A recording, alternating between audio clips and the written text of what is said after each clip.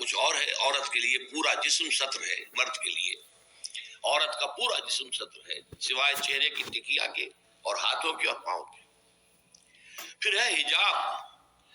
اگر مسلمان عورت گھر سے باہر نکلتی ہے یا کہیں گھر کے اندر بھی کوئی نامحرم آتے ہیں تو ان سے پھر چہرے کا پردہ بھی لازم ہے. محرم کون ہے؟ محرم وہ لوگ ہوتے ہیں کہ جن سے کسی بھی حالت میں کبھی بھی نکاح کا کوئی امکان نہ ہو. باپ سب سے بڑا محرم ہے. ظاہر بات ہے کہ کچھ بھی ہو جائے بیٹی کا اور باپ کا نکاح نہیں ہو سکتا. بھائی ابدی محرم ہے، اس کے درمیان ان دونوں کے بہن بھائی کے درمیان رشتہ نہیں ہو سکتا. البتہ ایک شکل یہ ہے کہ ایک بہن اس وقت کسی بہنوئی کے گھر میں ہے، لیکن یہ کہ اگر اس بہن کا انتقال ہو جائے تو دوسری بہن سے اس کا نکاح ہو سکتا ہے. لہذا وہ نامحرم شمار ہوگا، وہ محرم نہیں ہوگا. اس حوالے سے وہ جو ابدیات ابدی محرمات ابدیہ ہے وہ ہے محرم، اور ان کے سامنے کھلے چہرے کے ساتھ بھی عورت نہیں آ سکتی. اور محرموں کی فہرست جو ہے وہ سورہ نور کے اندر دے دی گئی ہے، بڑی مفصل اور تفصیلی آیت. اور چوتھا پردہ یہ ہے کہ معاشرہ غیر مخلوط ہو، مرد و زن کے مابین اختلاط نہ ہو، مخلوط مجالس نہ ہو، دفتروں میں مل جل کر کام نہ کیا جا رہا ہو اور کہیں کہیں کارخانے میں شانہ بشانہ کھڑے ہو کر کام نہ کیا جا رہا ہو. نہیں، یہ معاملہ غلط ہے. بلکہ سیگریگیٹڈ سوسائٹی. عورتوں کے دائرہ کار کسی شے پر پابندی نہیں ہے. عورتوں کے لیے تفریح گاہیں بنائیں آپ، اس میں صرف عورتیں اور بچے جا سکتے ہو ایک خاص عمر کی حد تک، مرد نہیں جائیں گے. مردوں کے لیے تفریح گاہیں علیحدہ ہوں گی، وہاں عورتیں نہیں جائیں گی. تو عورتوں اور مردوں کے درمیان عدم اختلاط.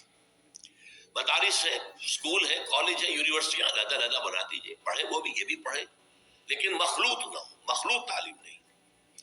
تو یہ جو ہے غیر مخلوط معاشرت، یہ در حقیقت اسلامی معاشرے کا سب سے بڑا امتیاز ہے، سب سے بڑا علم ہے، سب سے بڑا شعار ہے. کوئی بھی غیر مسلم جو ہے اسلامی معاشرے میں آئے گا تو سب سے زیادہ بات جو اسے محسوس ہوگی وہ یہ ہے کہ یہاں عورتیں اور مرد جو ہے وہ آپس میں ملے جلے ہوئے نہیں ہیں، بلکہ ان کے درمیان ایک گویا کہ بہت بڑا پردہ جو ہے معاشرے کے اندر لٹکا ہوا ہے، سیگریگیشن.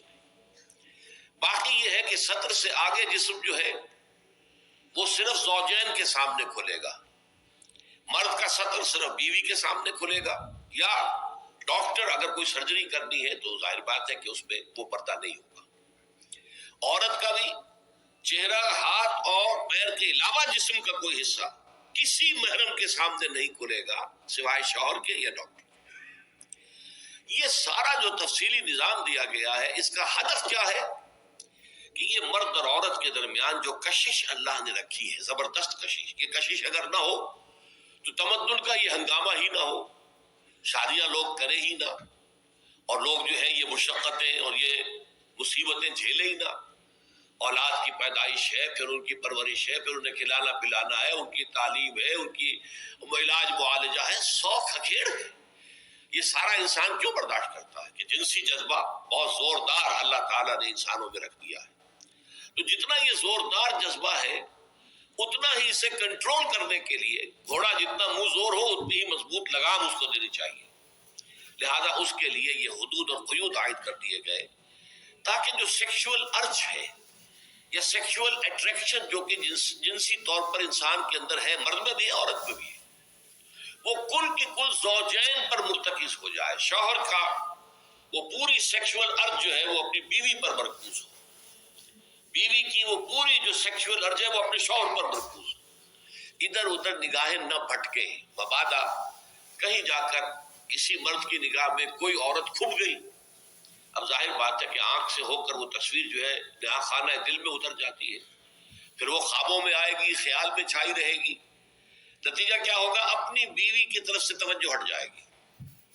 وہ جو بانڈ آف لو ہے اور باہمی اٹینشن ہے ایک دوسرے کی طرف شوہر اور بیوی کی، وہ کم ہو جائے گی.